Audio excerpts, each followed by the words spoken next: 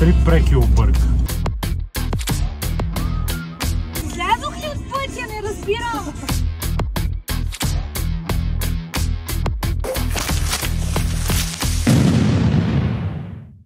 С днешното видео, мили приятели, завършваме третата седмица от моята постепенна пълна промяна. И така набързо искам да ви направя едно обобщение на това какво се случва с мене, какво успях реално да променя, над какво има все още много работа да извърша. Искам да кажа, че все още пуша, не съм успял да спра цигарите и това е, може би, да кажем, така доста притеснително, но това ще стане, планувано и е обещано. Все още изпитвам затруднения с храненето. Успях да поизчистя начина си на хранене. Успявам да хапна максимум до 2 пъти в деня. Менюто е изчистено до месце, варено, печено, някакво въглехидратче, зеленчуци. Старая се да избягвам тестената храна и храната, която е по-калорична. Но пък все още успявам да съгреша някоя друга вечер с някое шоколадче, вафличка, сладолече вися в жегите. И това е едно от нещата, върху които трябва да поработя все още, да мога да си кажа fuck off. Въпреки че има шоколад тук на масата, който моята приятелка е взела, няма да ям. Защото хапнали малко, директно целият шоколад бива унищожен и то много бързо. Въпреки това обаче забелязвам, че дрехите ми започват да стават лекичко по-широки около мен, което е добър знак за това, че всъщност изгарям някакви мазнини. Ваденето на килограми не е било толкова важно, колкото е било важно това да изчистим мазнините и да се чувстваме добре в кожата си. В края на третата седмица започвам да виждам, че има някаква промяна. Чипсовете обаче съм ги елиминирал, не съм хапал чипс от доста време. Следващото нещо, което изисква още много работа от моя страна, е това да проявявам самодисциплина и да имам мотивация, след като се прибера от работа, която, разбира се, е свързана с известна доза физически труд, да направя някакъв вид тренировка, за да може да раздвижа тялото си по някакъв по-функционален и качествен начин от това да мъкна храна, товарене и все още не успявам това да го направя. Прибирам се така изморен от работа, избирам да се изкъпа, да хапна и да легна да си почивам. Но пък, за разлика от преди, в почивните си дни, аз сам или заедно с моята приятелка успяваме да намерим някакъв вид физическа активност, с който хем да се забавляваме, хем да изгориме някоя друга калория. И това от своя страна наистина си оказва ефекта, защото започвам да се чувствам и по-тонизиран, по-лек, по-жив. Прибягвам все още към баскетбола, тъй като това е едно от нещата, което най-много ми доставя удоволствие. Все още ми трябва време да запаля тая искрица, която имах преди за по-активен и здравословен начин на живот. Тук е момента да ви се похваля, че в началото на тази седмица аз и отбора, в който играя в аматьорската баскетболна лига, успяхме да се класираме на полуфиналите в първа дивизия. Това сега ще ви покажа едни къси хайлайтс от моята игра. Държа да отбележа, че те са през второто полувреме, тъй като през второто полувреме бех тотал щета. Не можех да отбела, но нека си второто полувреме успех да задвижа нещата и да поиграя малко по-добре, така че да съм доволен на краката прибера в нас, да си кажа, поне игра по-добре.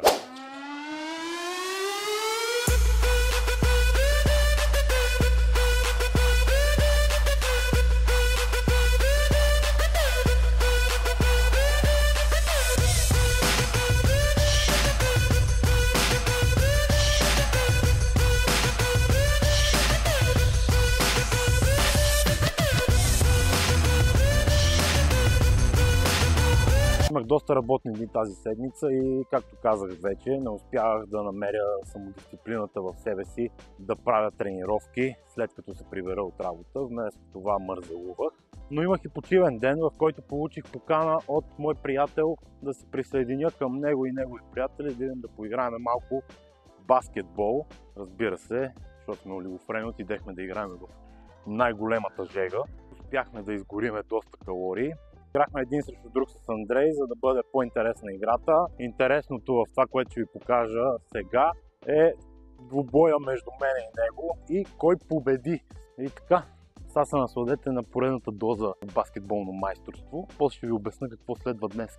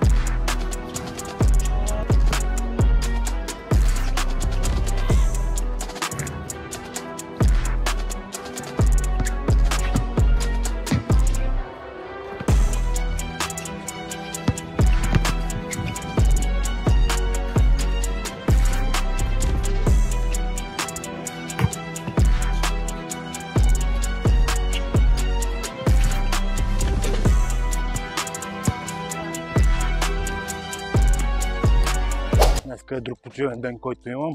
И избрах да го започна с една рънинг разходка с бъстър.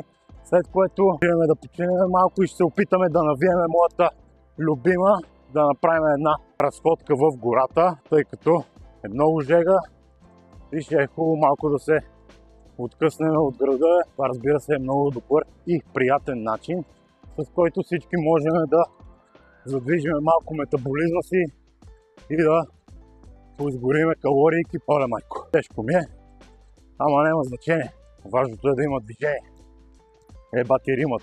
Няма значение, важното е да има движение. Айде дай му.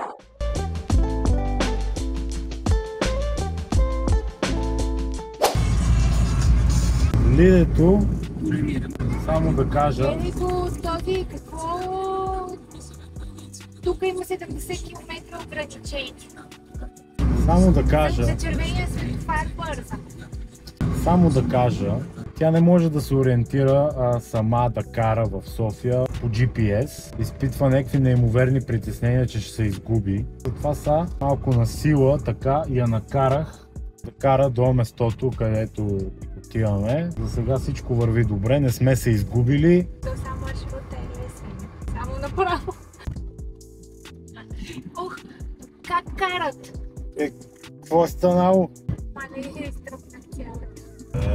Паго бицепса. Знаете кой е с нас? Лидия е перфектен, внимателен и много добър шофьор. Благодаря, че отбеляза. Намали!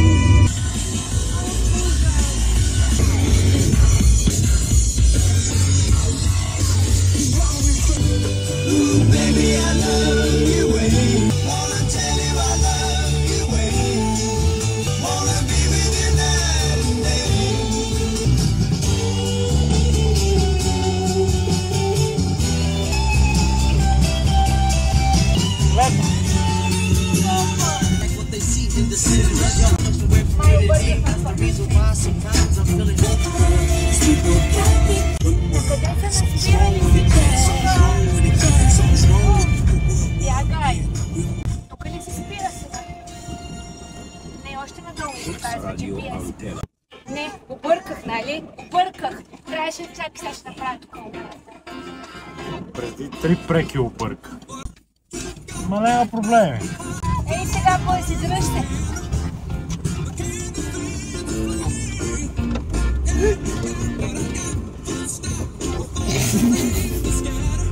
Оле, мале! The fuck is going on, man? Или да вибам наляво, защото тук вече не ми се размоля да кажи тук ли съм.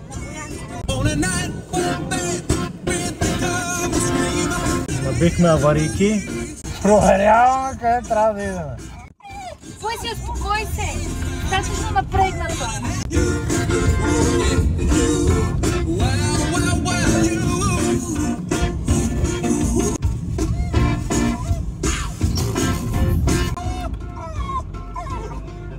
Пак спирахме на аварийки.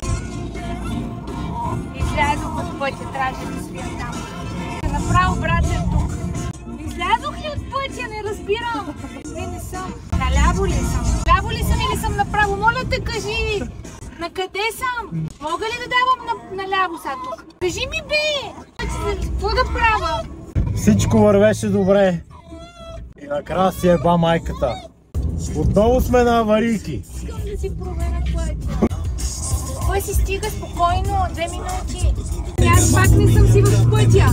Не в пътя съм. В пътя ли съм? Но само променя маршрут, аз не мога да му смогна. Сега вече тук съм си аз. Добре, тук съм вече. В този път съм, няма какво да ме путне, сигурна съм. Ела бе, като по филмите трябва да направим.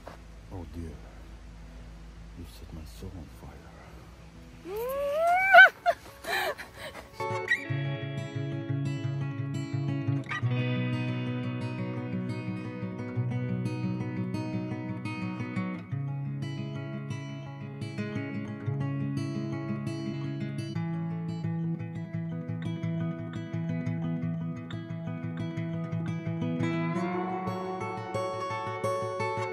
Айде, айде! О, не, моля Набрим часа! Хайде, набрим часа! Гледай! Усещаш ли как изглеждаме? Това ли е пътеката? Това прилича на пътека, нали? Ма и там има една пътека. Кажи ти, тук ли продължаваме или по една пътека? Тук каква е разликата? Ние вече сме на тази пътека. Ма това дали е пътеката? Не знам. Е, там има пътека, бе, давай. Това е пътеката, бе.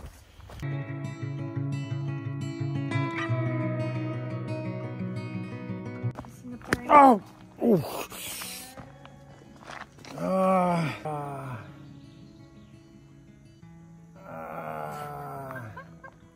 Ударих си главата, бе. Не виждам кръв.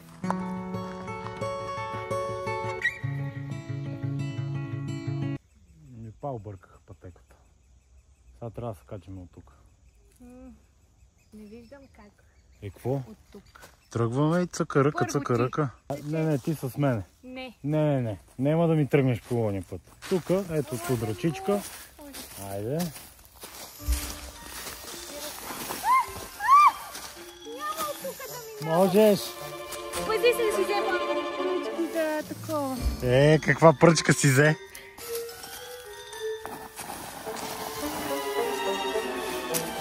Няма. А той какво демонстрира точно? Айде, можеш. Айде ли? Ти не нещо ще ми пометеш. Държи се на ръка.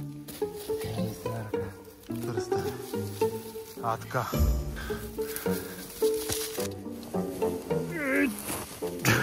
Айде, последен напъдник.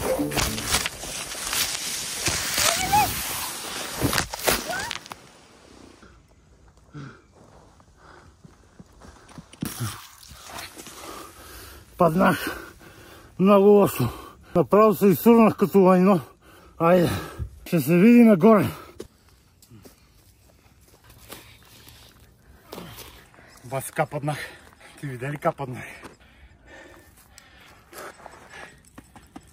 Бао кападнах. Е, това не вервах, че ще се случи. По принцип, до сега никога не ми се е случвало. Ма така да се изсурна, я паднах 5 метра надоле. Като лайно се изсурнах. Какво ти е? Може ли ръката ти само да спреш да я движиш? Питаме какво ми има.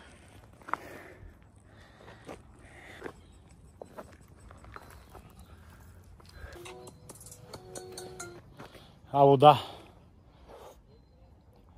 Ами тук що паднах. Не, в гората сме със следето и я прекарах по един маршрут, къде се изсурнах като лайно. Ми случват се такива неща, като се опитваш да си малко по-екстремен.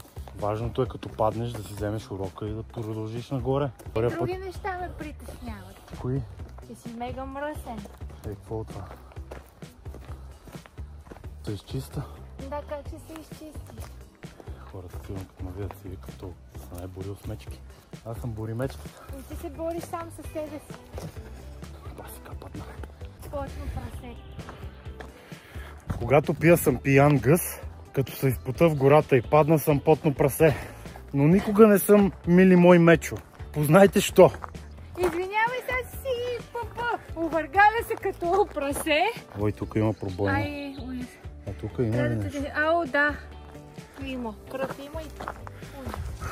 Не можах се фана никъде, то направо се почнах да се... Мато няма Пързулкам. като тръгне всичко надолу и нали знаеш като лавина. Това съм аз. Една лавина от простотия и глупости, която тръгва по наклонената плоскост всеки път. Дано срещнем некое ручейче, да се зачиста малко. Аз съм потен, като едно истинско прасе.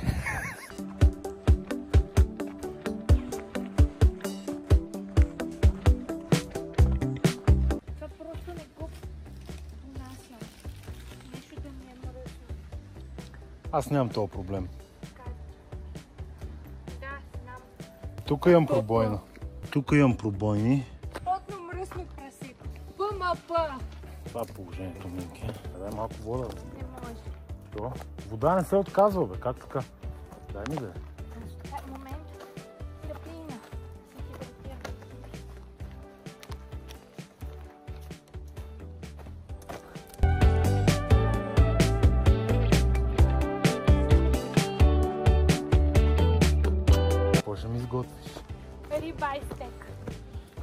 Damn, boy! А ти какво ще ядеш? Аз ще ям сьомга с Хо-хо-хо! Абе, ние сме си заможни начи, бе. Ебаго. С аспержи ли? Не, сори, че съм гладна. Ева. Не стига, моля те, ще падна тука.